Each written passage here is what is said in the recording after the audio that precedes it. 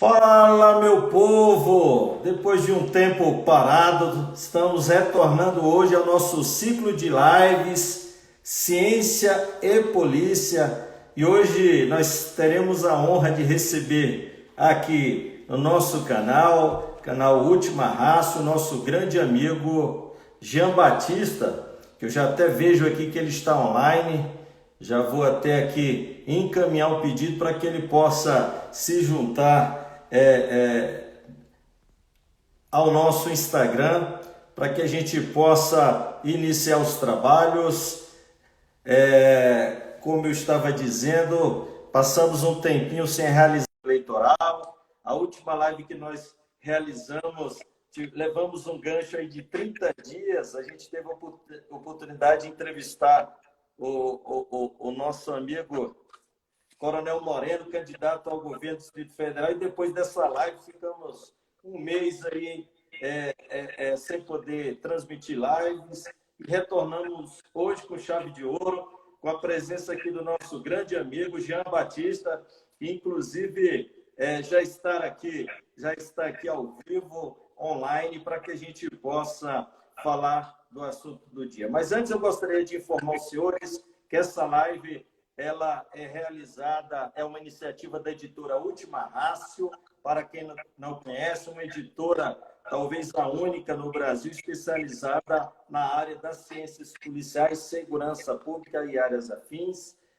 Gostaria também de mencionar que nós temos mais de 100 lives no nosso canal, no canal da editora Última Rácio no YouTube, sempre lives falando de temáticas como a de hoje, relacionado ao universo das ciências policiais, segurança pública e áreas correlatas. Jean Batista, muito obrigado por aceitar o nosso convite, meu amigo. É uma honra ter nesta noite. Para quem não conhece o Jean Batista, ele é sargento da nossa querida Polícia Militar do Rio Grande do Norte.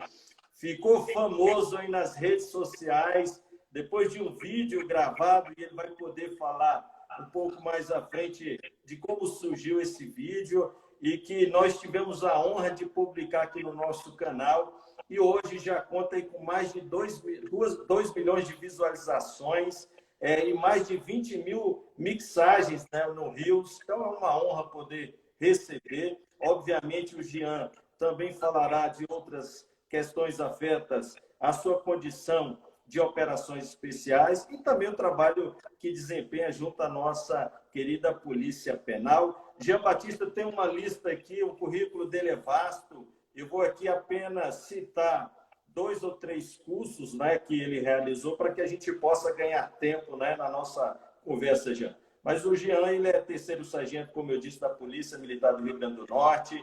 Ele fez o segundo COESP também lá pela Polícia Militar do Rio Grande do Norte em 2003. Tem curso de intervenção com cães, intervenção tática, rastreador de combate, sobremar na Marinha e outros cursos aqui que a gente vai resumir. Meu nobre amigo Jean, seja bem-vindo e a palavra é sua nesse bate-papo que a gente vai tentar aqui realizar no espaço curto que o Instagram dá para a gente, que é 1 hora. Muito obrigado pelo convite, meu amigo. Primeiro, agradecer pelo senhor aí a oportunidade. Fantástico o trabalho, ter essa abertura, né, para nós policiais podemos externar o que é a nossa realidade, mostrar o nosso trabalho, né, nossa paixão pela nossa profissão, que é um sacerdócio, e dizer que para mim é uma surpresa, né, que devido a esse longo tempo que a gente tem como militar, eu tinha a impressão que a nossa imagem para com a sociedade era desgastada. E essa Charlie Mike, essa canção, né, que explodiu aí através do canal aí do senhor do Último Arrasto, ela mostrou que não, né? Que o brasileiro ele ainda tem muita paixão e ele acredita na polícia e ele acredita nos nossos valores. Isso para mim é fantástico. Eu tenho hoje como um propósito, né? Após essa canção, a gente viu a necessidade da motivação que nós militares temos com a Charlie Mike de levar isso para o público externo, que também se emociona e se motiva com essa nossa tradição, né? Foi muito bom. Para mim está sendo uma coisa totalmente nova. A gente quer operações especiais que tende a ficar no anonimato, trabalha com anonimato, é o sei não parecer, hoje a gente se mostrar na mídia de uma maneira positiva, né? Para engrandecer tanto a nossa instituição Polícia Militar, como todas as polícias, como num todo.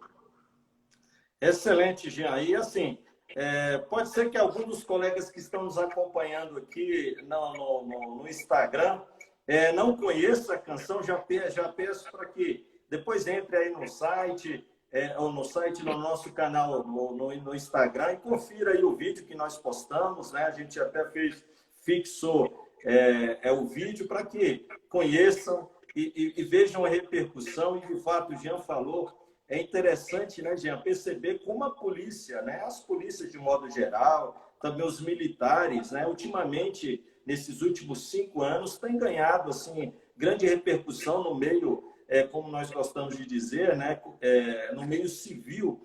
A gente vê aí canais, né, no YouTube, nas redes sociais, de policiais mostrando o dia a dia, né, e, de certa forma, fazendo essa aproximação com a comunidade, com a sociedade. E é o que eu sempre tenho dito, Jean, da necessidade das corporações policiais abraçarem esses policiais, né, que, de certa forma, desempenham essa função de levar, né, esse amor que a gente percebe que você tem à sua corporação, para que a sociedade possa conhecer. E, de fato, a vivacidade que você demonstra no vídeo, né? Inclusive as mixagens que a gente vê lá no Rios, né? Muito interessante. Pessoal de academia, dona de casa, cadeirante. Então, assim, é impressionante como as pessoas assimilaram, né? E até você teve a oportunidade de participar de 2 podcasts, né? Eu acho que até mais.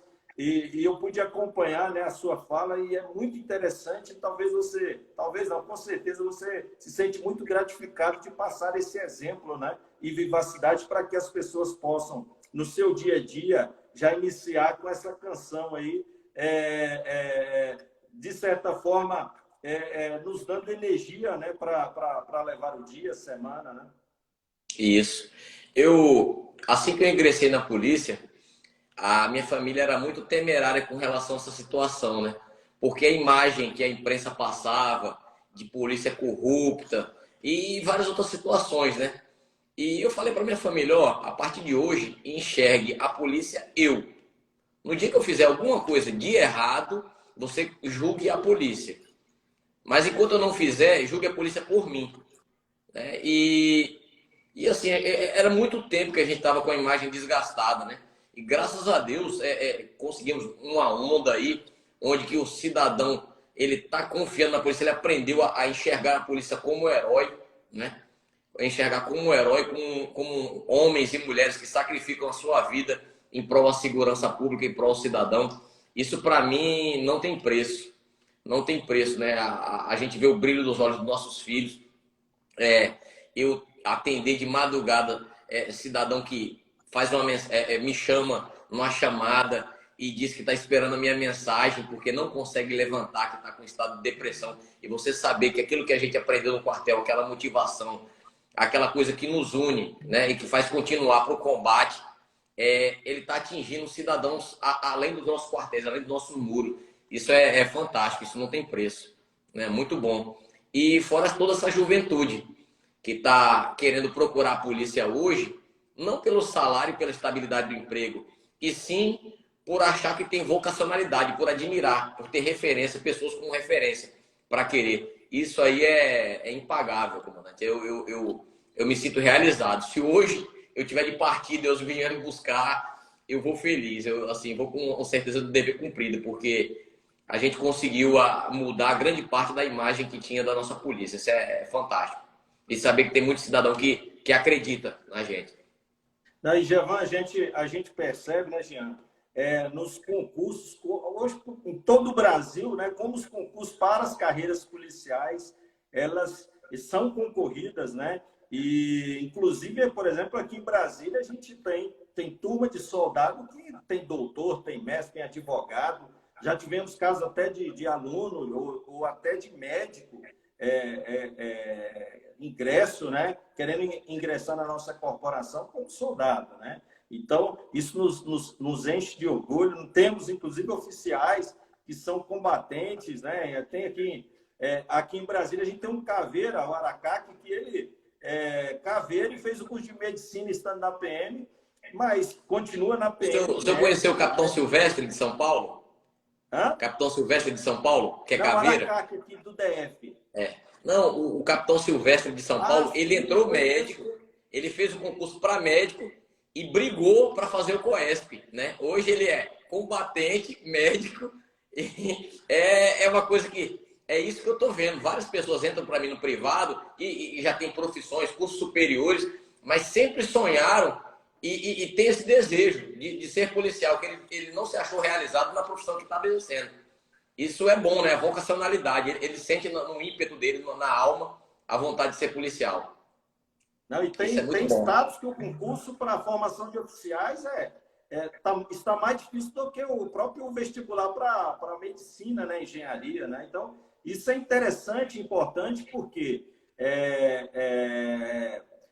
a qualidade e o nível dessas pessoas, né? Desses novos profissionais que estão ingressando na corporação, isso é uma mais-valia muito importante. Obviamente que as corporações elas precisam também se preparar para receber esse público, né, com esse nível de formação para que todos trabalhem felizes nas suas profissões. Né? E é interessante também, né, Gia, a gente perceber, e você é um caveira, né, como o filme Tropa de Elite também teve um papel importante, né? E é interessante notar que a gente sabe que o objetivo de quem dirigiu o filme, né, inclusive em relação ao próprio o ator, né, que representou o Capitão Nascimento, não era que a sociedade, de certa forma, abraçasse, né, as tropas de operações especiais. E meio que a emenda saiu pior do que o soneto, ou não, né? Mas a gente viu, a partir daquele momento, a sociedade, né, de certa forma, abraçando as tropas de operações especiais. Eu me lembro que, fazendo um curso em Portugal, na Brigada de Intervenção de Missão de Paz e Ação Humanitária no Exército Português, e lá tinham oficiais, né, coronéis do Exército, que tinham estado em diversas missões da OTAN, de missões pesadas, né, na Bósnia. E quando eles souberam que eu era policial, e eles falando, né, do BOP, do Tropa de Elite, para eles é uma referência, né? E é interessante isso, né? Como caiu no gosto popular, inclusive naquela época e vários anos que se seguiram, os cursos, né, de operações especiais foram bastante concorridos, né? O número de candidatos no nosso COESP de 2008, que foi um ano praticamente depois do lançamento do filme, dobrou, né, de candidatos. Pra gente foi bom, né? Eu vejo o filme Tropa de Elite, com relação à mística das operações especiais, ficou um pouco complexo, né? Isso muita coisa que é nossa, fechada, que era para ficar no nosso âmbito, que a gente chama de mística, né? Coisas que não se tem que estar divulgando. Até porque quem está lá fora e não está vivenciando o momento do curso, ele não vai compreender. Isso aí foi um pouco banalizado, né? E teve aquela influência de tudo que é curso, cada um com sua especificidade e com a sua necessidade de carga, né, para que tenha um operador, todos queriam fazer naquele mesmo naipe de um COESP. Teve essa loucura de efeito colateral. Mas, em compensação, o que eu achei mais interessante, que humanizou o policial, que eu acho que foi o que o cidadão se identificou. Ele viu que por trás daquele combatente existe um camarada que tem problema com a família, que tem problema financeiro, né? que vê como é que ele é pressionado a entrar no sistema, né? Que é errado, na corrupção e tal, e o cara tem que, se o cara não tiver amor àquilo, não acreditar nos valores que ele jurou quando ele entrou na PM e em outras coisas que ele foi adquirindo conforme a carreira, ele se degenera, né? Isso foi o bacana do filme. E se entrega em prol da missão, né? Jean, nós tivemos ano passado, né? Esse ano nós tivemos algumas lives, né? Que a gente fez um ciclo de lives, operações especiais. Inclusive tivemos a oportunidade de ouvir caveiras do Brasil inteiro, até no âmbito de um projeto da editora Última Raça, em que a gente... depois eu até vou pedir para que você me encaminhe o seu endereço para eu encaminhar a obra para você, uma obra interessante só com artigos voltados à área de operações especiais, né? E perceber, primeiro, que é interessante como as tropas de operações especiais evoluíram nesses últimos anos, em virtude até do novo cangaço, né, do domínio de cidades, como houve uma conformação nas tropas de operações especiais no sentido de se envolverem, né, nessa questão do combate ao crime organizado, valorizando muito a inteligência policial e que operasse, obviamente, de forma extraordinária para também não vulgarizar, né, essas tropas, e com um papel fundamental, né? E hoje o que a gente percebe no Brasil inteiro, né, mesmo com as dificuldades de alguns estados, a gente percebe que as tropas de operações especiais e aquilo que a gente pode mencionar que o principal é o homem, e esse homem é bem formado, há uma circulação de conhecimento e informações, né, nas unidades, e você vai poder falar um pouco mais, mas como é importante uma pessoa qualificada como você estar operando em apoio à nossa Polícia Penal, até porque a gente sabe que a maioria dos estados não existem academias, né, como a Polícia Civil, a Polícia Militar, e a gente percebe a necessidade de uma formação excelente para que a gente possa, dentro dos presídios, né, levar uma melhor qualidade do serviço prestado por esses agentes abnegados, né? Depois do filme Tropa de Elite, tudo mudou, né? A gente saiu, como o senhor falou aí, a gente saiu do anonimato, né? Foi se atribuído um peso muito grande para as operações especiais, porque o camarada olha para você, não quer saber, você é caveira e pronto, né? E essa parte está poder contribuindo com o sistema prisional é muito bacana, principalmente na formação, né? Por mais que seja uma polícia de natureza civil, a formação nossa militar, a maneira que a gente forma tanto o oficial quanto as praças, já é batido como certo. É uma formação que a gente tem a qualidade, o resultado fim. A estética militar, né? Com certeza. A primeira oportunidade que eu tive que... Qualquer polícia no mundo. A primeira oportunidade que eu tive com o secretário Mauro de participar de uma formação de curso de policial penal foi lá no Rio Grande do Norte. A gente implementou desde a formatura de manhã, com hasteamento da bandeira, com todo o ritual, ordem unida e tal, e tal, e tal. E muitos se questionavam, mas eu vim para a Polícia Penal aqui porque eu achei que não era militar. Eu falei, a polícia não é militar, mas a forja tem que ser, né? Porque disciplina e hierarquia, em qualquer instituição que se preze, tem que existir. Disciplina, né? Isso aí não tem como fugir, né? O que nos faz a diferença. Isso tudo faz a tropa ficar mais coesa. O policial, se por viver aquele momento ali mais rústico, para ele, um momento mais disciplinado, faz ele criar um elo de ligação maior com seus companheiros de turma. Isso aí fica pro resto da vida. O senhor sabe mais do que eu. Isso aí, né? Não, Jean, e vem dando certo, né? Essa observação. É interessante essa observação que você faz. Infelizmente, a gente percebe alguns, entre aspas, eu gosto de chamar policiólogos de plantão, né? Alguns sociólogos aí da vida que defendem a desmilitarização das polícias militares, né? E eles se esquecem, parece que não conhecem as polícias pelo mundo. Qualquer polícia, né? Qualquer tropa que de certa forma vai atuar, né?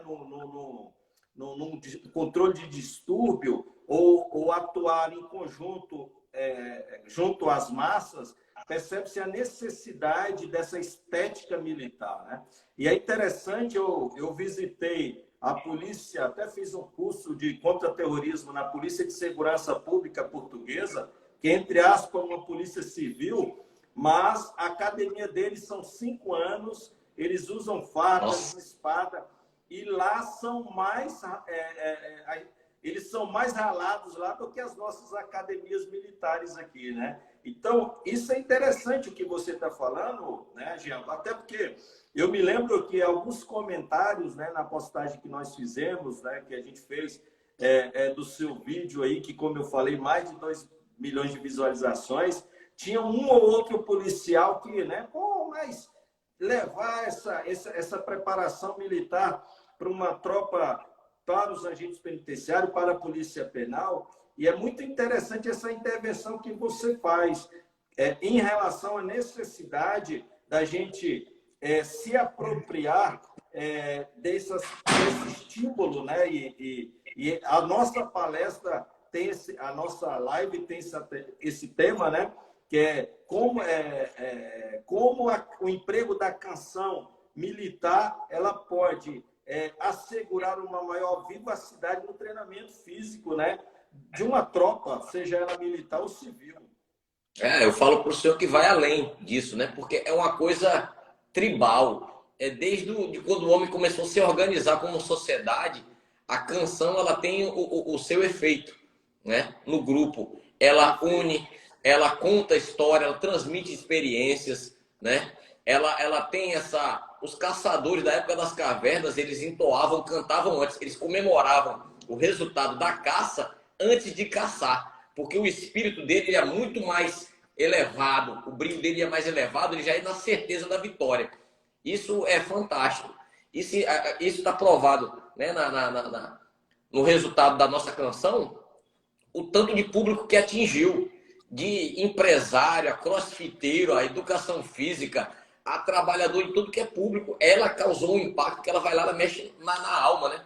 Ela acelera ali, que vai corpo e mente, tudo começa a vibrar. Isso tá inserido em nós, é uma memória que eu acho que a gente já tem no DNA e não tem como fugir. E quem manteve essa tradição durante esse tempo todo foram os militares, que a gente sabe. O camarada pode estar ali arrasado. Quando você puxa aquela Charlie Mike, que lembra glórias, vitórias, derrotas também são uma coisa que a gente tem que se orgulhar, né? E todos esses fatos, isso faz reacender a chama e o espírito do combatente. É fantástico, é místico, né? É espiritual, é uma coisa que não tem como... Eu acho que foi uma das coisas que eu mais me identifiquei na polícia, como militar, quando eu entrei, foi as canções militares. Quando eu ouvi, eu achei aquilo fantástico, porque você tende a se unir com todo mundo da sua volta, você tem que ter uma coordenação motora, você tem que estar junto, não adianta até chegar um na frente e outro atrás, é um negócio que te faz ser grupo, né? É muito bacana. Jean, você poderia falar um pouquinho de como você chegou na Polícia Penal? Até porque a sua origem é a Polícia Militar do Rio Grande do Norte. Isso, ali é minha casa e tudo que eu devo na minha vida profissional é a Polícia Militar do Rio Grande do Norte, né?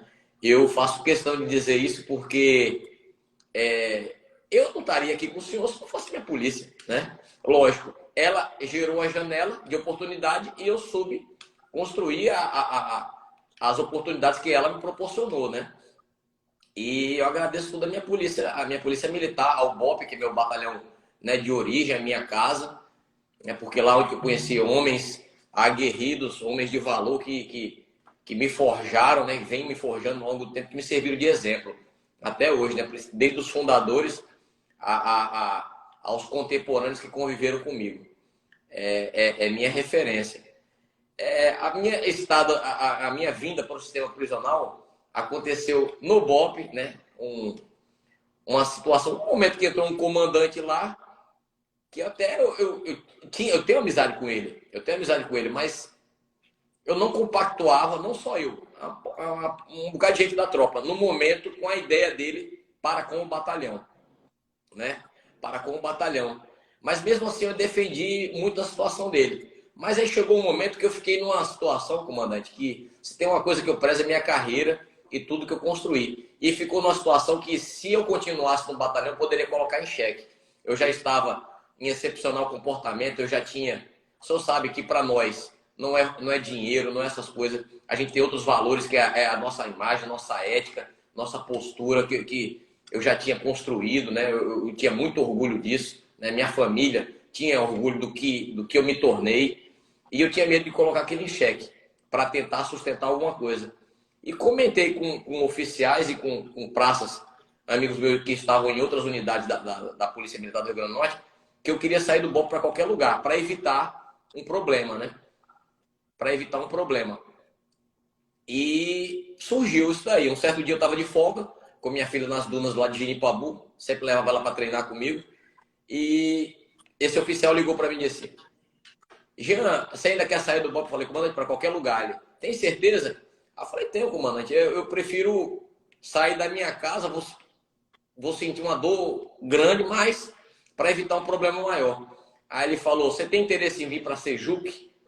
Aí eu fiquei questionando: Sejuque, o que é Sejuque? Aí eu lembrei: caraca, aquele negócio de trabalhar com preso, é? Aí ele falou: é esse mesmo. Eu falei: comandante, dá para mim não. Meu negócio, ou a gente adianta ele, ou prende. Lidar com preso não é minha praia. Ele: você tá fazendo o que agora? Eu falei: tô de folga. Ele: bota uma calça e uma camisa e vem aqui no centro administrativo. Eu quero apresentar você aqui uma pessoa. Fui para lá, peguei a moto, fui para lá. Aí ele me apresentou o secretário na época, que era Valber Virgulino. E então eu fui ser da equipe de segurança do secretário, que ele estava sendo ameaçado pelas facções lá e tal, que não era o Mauro Albuquerque ainda. E eu tinha feito o curso de proteção de autoridade. Mas a função de proteção de autoridade é muito sacal. Para aquele tipo lá, que era muito sofá. Era todo o tempo sentado esperando. E não é a minha vibe, né? Eu sou muito acelerado. E passar o dia naquele sofá esperando acontecer alguma coisa era péssimo. E nesse entretempo eu conheci um camarada chamado PQD. Que ele é lá do Rio Grande do Norte, ele é do sistema prisional, gosta muito da parte operacional. E a gente começou a conversar. Ele me apresentando toda essa parte tática e operacional do sistema prisional. E nas brechas ali eu ia falando com o secretário, ele liberando, e eu ia juntando, colei lá com eles, lá com o GOI, né, que é o grupo de operações dele do sistema prisional. Juntei lá, ia sempre numa intervenção ou outra, que tinha muita frequência, né? As cadeias não eram controladas como estão hoje. E eu comecei a gostar daquilo, vi muita similaridade no que a gente fazia no BOP, na parte de entrada tática, né? E eu achei muito bacana, e o resultado, fim, interessante. Isso foi para mim criando uma paixão ali, né?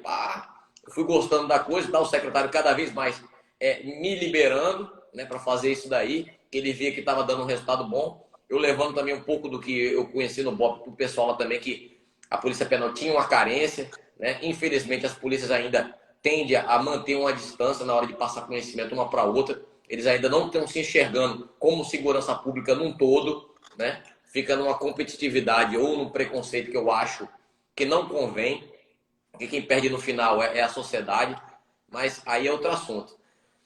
E eu comecei a trabalhar lá com o pessoal e foi dando certo, né? De vez em quando eu estava indo lá operando, mas aí surgiam umas piadinhas, né, de bastidores.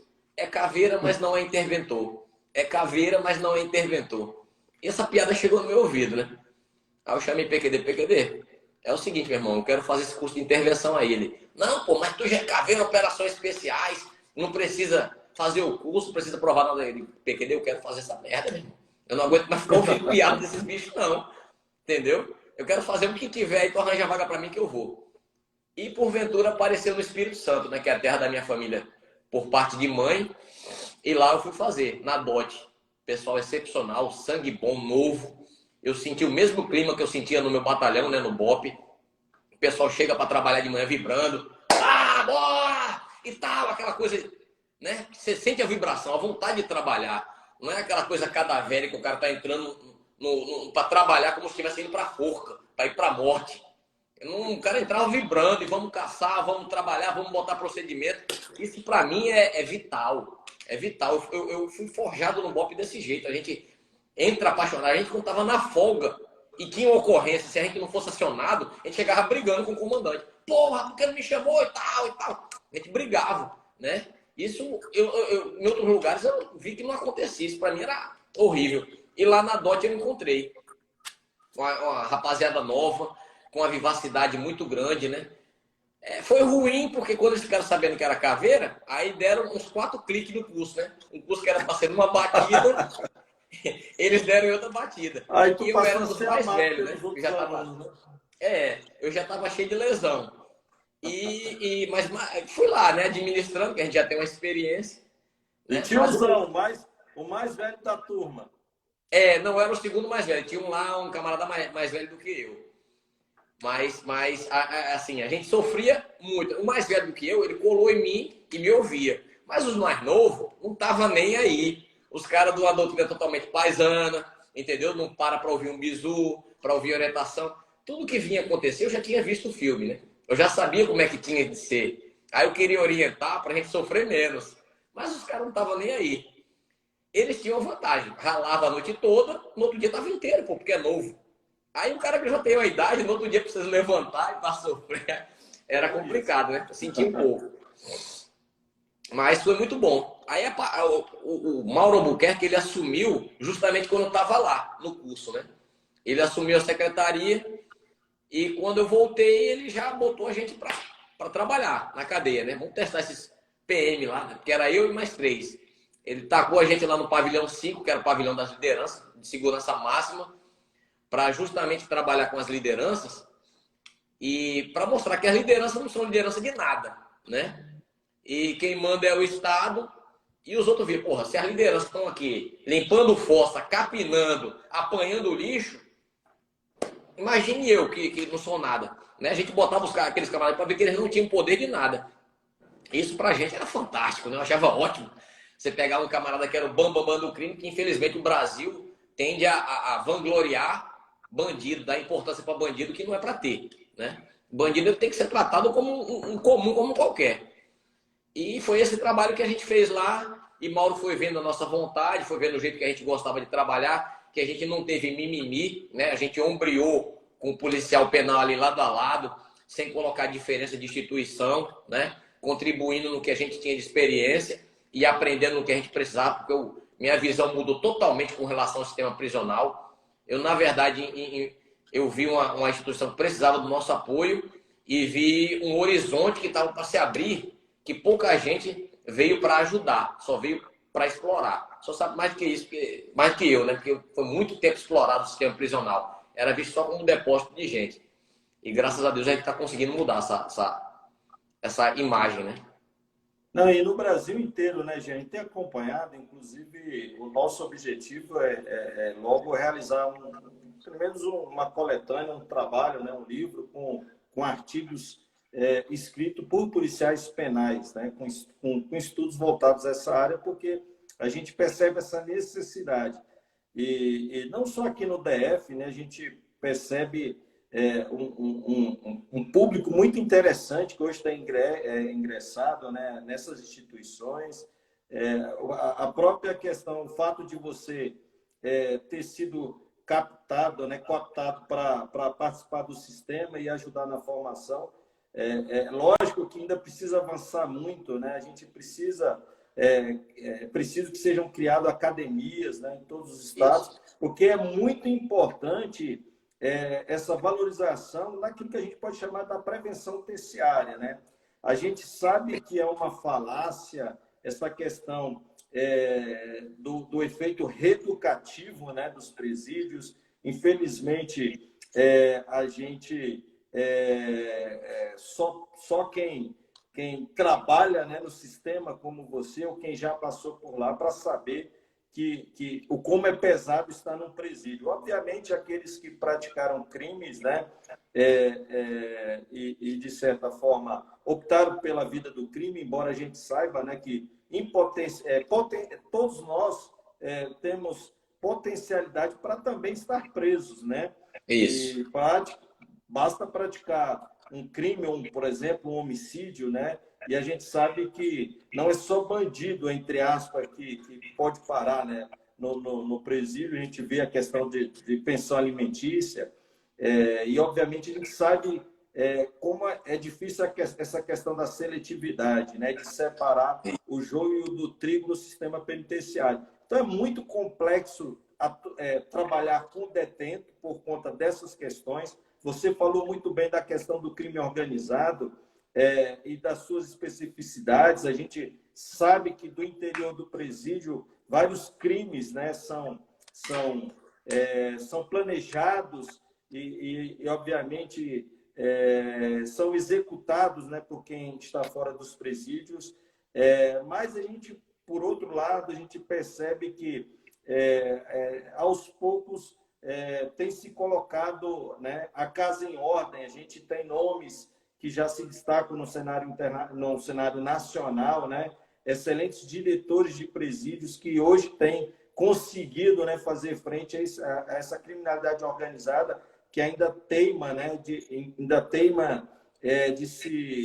tentar lançar suas,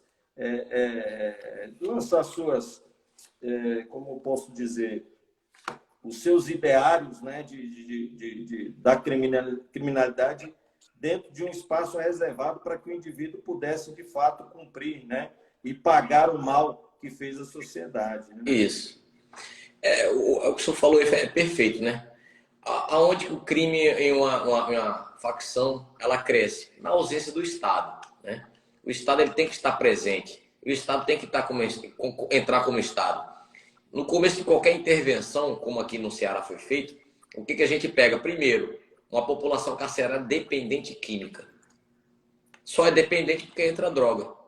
Cortou, a gente em um mês, a gente fez o que muitas clínicas particulares não conseguem, acabou a dependência química, né? E é quando você tira a dependência química que você tem que entrar com Jesus, né? Aí a gente entra com parceria com igrejas, quem quiser vir contribuir, né?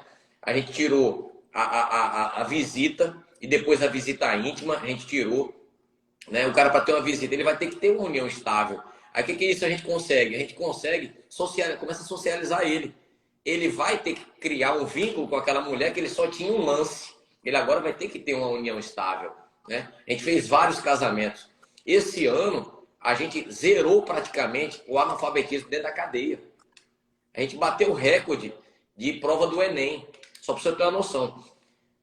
Se o camarada vai sair e mudar a vida dele, aí vai caber a ele. Mas a gente tem que proporcionar a oportunidade dele mudar, né? Uma profissão real. Não botar profissões fantásticas, você não vai chegar e colocar um ex-presidiário dentro da sua casa para trabalhar numa profissão digitador, de computador, alguma coisa. Mas pedreiro, encanador, servente, profissão braçal, você vai. E o cara vai trabalhar, vai chegar cansado, ele não vai pensar em fazer besteira. Ele só vai pensar em dormir para trabalhar outro dia, né? Isso dignifica. Eu vou dizer para o senhor, antes quando eu estava no BOPE, né? A gente é formado para ter uma solução. Vagabundagem só tem uma solução para vagabundagem, né? Que é cova. Mas mesmo assim eu me preocupava que futuro eu vou deixar para os meus filhos. Porque o Código Penal brasileiro não tem pena de morte e a gente não via solução, né? No sistema prisional e nessa nova modalidade, como ele vem acontecendo, a gente vê esperança. Eu encontrei vários ex-detentos aqui nossos que o cara tá com sua empresa, o cara tá trabalhando, o cara mudou a vida, entendeu? E a grande vantagem que a gente tem em números, né? O retorno do camarada para a cadeia, a volta, ele sair e voltar, a gente diminui drasticamente, não volta mais. O cara não quer voltar mais à cadeia porque ele não tem aquele conforto que ele tinha. Ele não tem mais droga, ele não tem mais prostituição, ele não tem televisão, ele não tem ventilador. A cadeia antigamente, não. A cadeia era tipo umas férias pro preso, ali pro vagabundo. Ele vinha, dava uma descansada, depois ia voltar pro crime, depois vinha descansar, porque ele tinha tudo que ele precisava lá dentro. Hoje não mais. Hoje é lugar de respeito, disciplina e ordem, né? Para quem quer mudar, entendeu? As benesses, para quem não quer mudar o rigor. A gente sabe quem é um sociopata, que não tem jeito, entendeu? Aquele camarada que vai tirar a cadeia dele todo trancado. Agora a gente vê muita gente que realmente é vítima de várias situações do sistema. Camarada analfabeto que nunca teve oportunidade. E ele procurou o crime porque no mundo que ele vivia, roubar fio, cobre, ele era uma pessoa importante por aquilo, né? Ele cresceu vendo o traficante com fuzil e as menininhas chegar junto. E aquele cara era um cara importante. Ele não tinha oportunidade de ver um policial e ter aquele policial como exemplo de herói. Ele via um traficante. E aquilo foi a referência. Eu não estou querendo defender nem nada, mas é porque você começa a ter outra ótica da coisa, né? Ter outra ótica. Jean, Pode falar, Bruno. Essa questão é bem complexa, viu, Jean? Eu tenho um estudo nessa área, né, de criminologia, até estou com o livro praticamente pronto para lançar sobre criminologia. Tive a oportunidade de estudar diversas teorias criminológicas, né, e estudar as escolas da criminologia, com a perspectiva, obviamente, do direito penal e não da sociologia. E a gente percebe, cara, quanto é complexo essa questão do trato daquele que comete o crime. E você, ao longo da sua conversa, você falou várias questões que são muito interessantes, né? Porque a gente que prende, né? Inclusive, tem uma orientação internacional que diz que quem prende não deve cuidar do preso, né? E tem uma outra questão que a gente, quando o cara fala, pô, aqui o preso tem vida boa, né? Aí tu fala assim, rapaz, tu quer passar uma noite no presídio, né? E a gente sabe o terror que é quando o indivíduo, imagine um pai de família, sei lá, um cara que em defesa da honra matou outra pessoa, né? Vai cair no Isso. presídio e às vezes o cara não é bandido. E ele sabe que cair no presídio Mas a e os sociedade não quer saber presos, disso. ainda mais de facções, ele olha para aquele cara e fala assim, e eles vão, obviamente, tentá-lo pressionar, até garantindo proteção para que ele entre no crime organizado, né? Ele Isso. entre, né, nas facções dentro do presídio. E às vezes o sujeito ele não vai ter outro, até para proteção da própria vida ou para não ser vítima de estupro, né? E eles chegam a ameaçar até as pessoas que vão visitar, né? A uma filha, uma esposa, ameaçando, mencionando que tem pessoas lá fora na facção que podem fazer mal, e o cara às vezes não tem outro caminho que não seja integrar essas facções dentro dos próprios presídios, né? Então, é muito complicado, né? Isso daí que o senhor falou, o senhor tocou num assunto que é fantástico. O que acontecia? O cidadão hoje, justamente, foi defender a família, ou qualquer situação, teve que tirar uma vida, e, enfim, foi julgado e está preso. Caiu lá.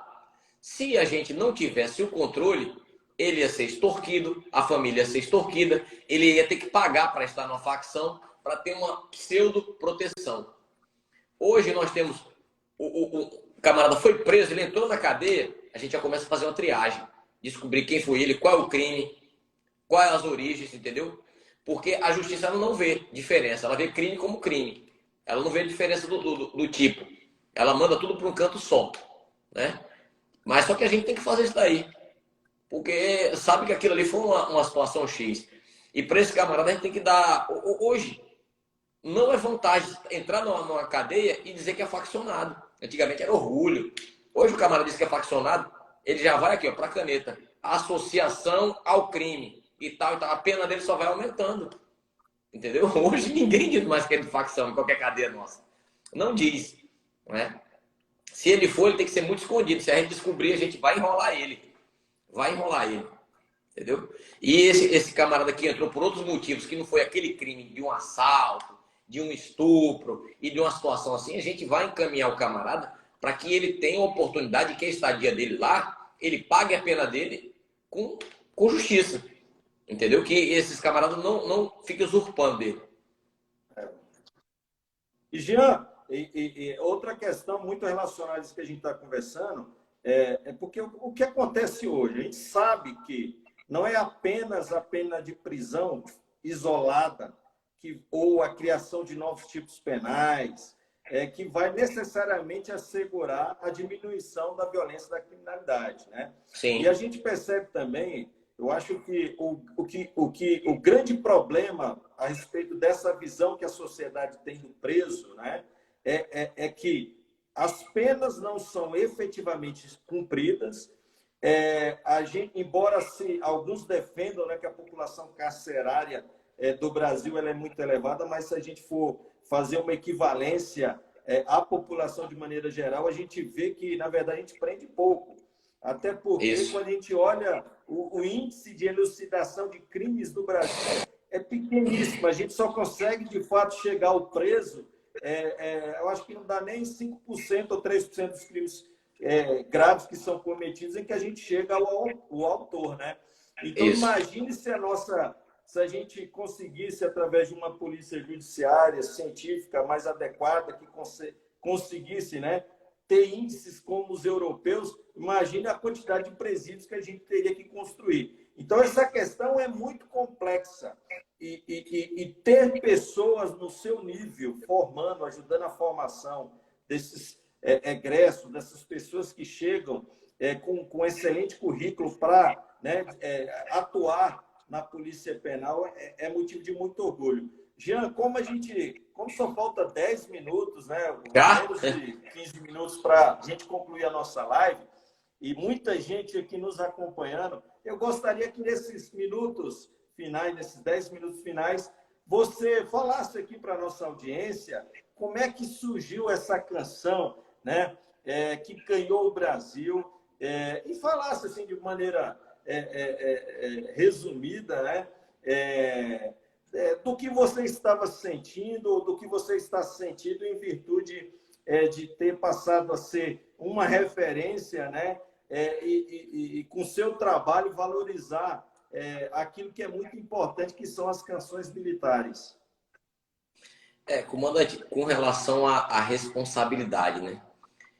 Como eu falei para o senhor, eu só creio que seja um propósito divino.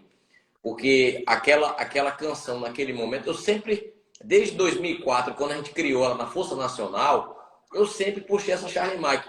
E ela sempre surgia para mim, naquele momento que eu via que a tropa estava caindo ali, estava dando aquela titubeada, eu puxava ela para dar aquela levantada de moral, né? E foi justamente como ela aconteceu naquele vídeo. A gente deu um corridão com o curso, o CIRC, né, que é um curso voltado para intervenção prisional, deu um corridão na praia. Porventura, o secretário se atrasou e não pôde estar presente na corrida. E é uma coisa que ele gosta.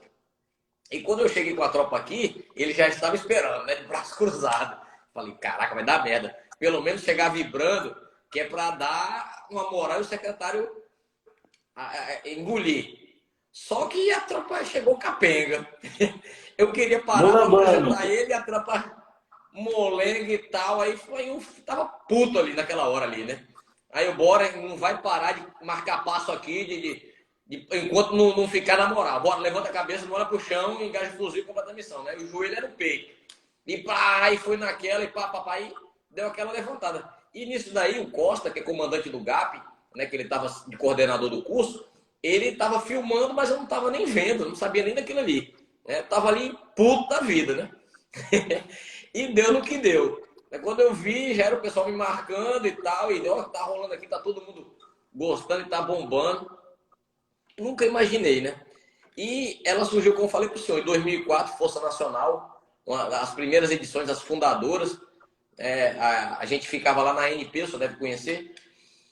A gente ficava na NP e, para quem vai do Nordeste, Brasília, de vez em quando, a rocha é um frio danado, né? E a gente madrugava. A rotina da Força Nacional era cabeça raspada, correndo. Se não fosse correndo, era mão para trás e andando. Né? E os pilotões era tudo misturado. Mas naquela minha edição, tinha a predominância era nordestina.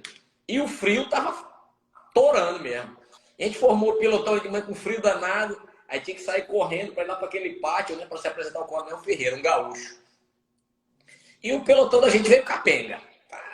O Coronel Ferreira olhou. Este pilotão aí, bora, volta, cria uma Charlie Mike e volta vibrando. Isso a gente já ficou puto, né? Primeiro na frente dos outros pilotões, que rola aquela rivalidade, o senhor sabe, né? De pilotão com pilotão. A gente já voltou puto, né? E tinha que criar uma Charlie Mike. E na época, tava surgindo várias novidades no mundo tático, de tática e técnica, né? E um instrutor lá era o Coronel Iqueda, que é caveira do Rio Grande do Sul. Ele falava muito, né? Bora, engaja o fuzil. A gente tinha uma tendência de baixar a cabeça, né? Levanta a cabeça, né? Não olha pro chão, bora, engaja o fuzil. E ele falava aquilo ali direto. E a gente, engajamento era uma palavra nova, porra, bacana pra caramba. E ficou na mente, né? Foi o que veio na hora. Bora, levanta a cabeça, não olha pro chão, engaja o fuzil e completa a missão. Isso os caras começaram a vibrar. A gente chegou na força do ódio lá no pátio, o joelho batendo no queixo. E o coronel, muito bom, pilotão, e tal, aquilo. Aí, porra, ficou. Aí ficou. De lá pra cá nunca mais parou, né? Sempre eu tô puxando essa Charlie Mike. Nunca mais parou. Eu vou falar, assim, eu tenho uma filha de 1 ano e 7 meses. Na verdade, eu tive contato com esse vídeo através de um outro Instagram. Na hora que eu vi ali, eu falei, pô, que fera. Aí eu salvei e postei, né? E eu percebi que a minha filha, rapaz, quando toca essa música, ela tem 1 ano e pouco, ela fica, aí ela olha e fica assistindo ali. E, de fato, chama atenção, cara. E chama atenção, às vezes eu fiquei pensando, falei, pô, mas o que chama atenção ali? Embora eu vi no podcast, você falou que estava até com o joelho lascado e tal. O pessoal me questionou muito, porque eu não estava marcando passo com eles. Eu fui fazer o corridão e já voltei com o joelho no jangal. Aí eu ficava ali só... Mas ali, cara, o que chama atenção é a tropa, ela tá com uma vivacidade interessante.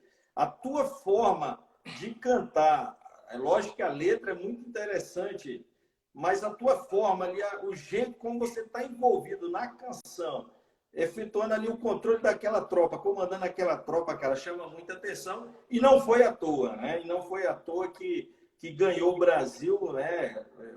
Eu tinha atingido aqui, a gente está com mais de 90 mil seguidores no Instagram, mas obviamente ali no máximo atingi 400 mil pessoas, vez ou outra, mas nunca, né, com essa quantidade, né, de mais de 2 milhões de visualizações.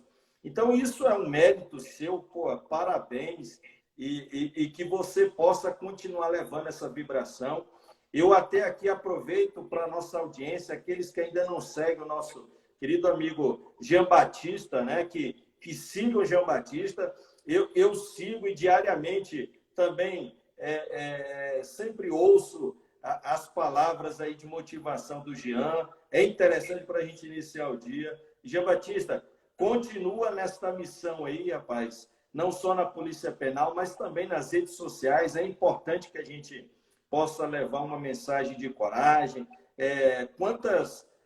Quantos profissionais não vão ser motivados, né? Quantos militares, comandantes aí vão, de certa forma, ter você como norte aí para que possa levar um pouco mais de vivacidade para as nossas tropas.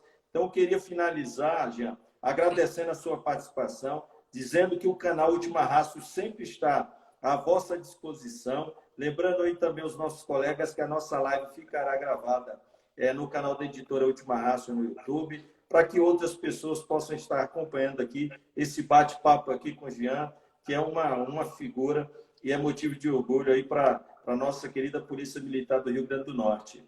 Um minuto final para você se despedir aí dos nossos seguidores, meu amigo. Agradecer a todo mundo que confia, que acredita e que deposita suas esperanças na segurança pública em todos os policiais do Brasil, né? Isso aí, poxa, é muito bom. Você não sabe como é emocionante para um policial saber que a população da gente acredita na gente ainda. Tem muita gente que confia, né? E se espelha nisso. Isso faz valer a pena todo o sacrifício que a gente tem na nossa profissão. Aí eu estou falando do fundo do meu coração. Agradecer ao senhor pelo excelente trabalho sério que é do Última Rastro. Não conhecia, fiquei muito admirado, fiquei impressionado que isso é importante, né? A gente, como policial, levar um trabalho sério, né? Sair daquela zona, aquela história que a gente tinha, que a imprensa vendia, que a gente era uma comédia, né? Colocado durante vários anos e anos a gente como um palhaço, né? Apenas como um pau mandado, e não somos, né? Nós somos servidores públicos a serviço da sociedade, homens que sacrificam sua vida, né? Pela sociedade, que são cidadãos comuns que saem das suas casas para dedicar sua vida para garantir o sono do cidadão. Isso não tem preço. E dizer para aqueles o que eu não tive oportunidade, a Charlie Mike tenta interpretar a letra, né? Muita gente canta por cantar, tenta entender a letra. A letra ela tem todo um fundo de verdade, tem toda uma história que ela conta. E dizer, senhores, que todas as polícias estão para servir. Apertem a mão do policial, elogiem o serviço dele. É bacana, você vai fazer a diferença fazendo isso. Agradecer a todos aí da audiência e dizer que eu vou continuar a missão que Deus me deu. Vou ficar mandando minhas mensagens ali. Ela surge quando eu estou pedalando, quando eu estou treinando. E é daquele jeito. Comandante, obrigado pela oportunidade. Tá? Fique com Deus. Conte comigo e enquanto eu puder, estou por aqui. Enquanto tiver força. Um abraço. Caveira. Força e honra, meu amigo. Forte abraço. Abraço, Caveira.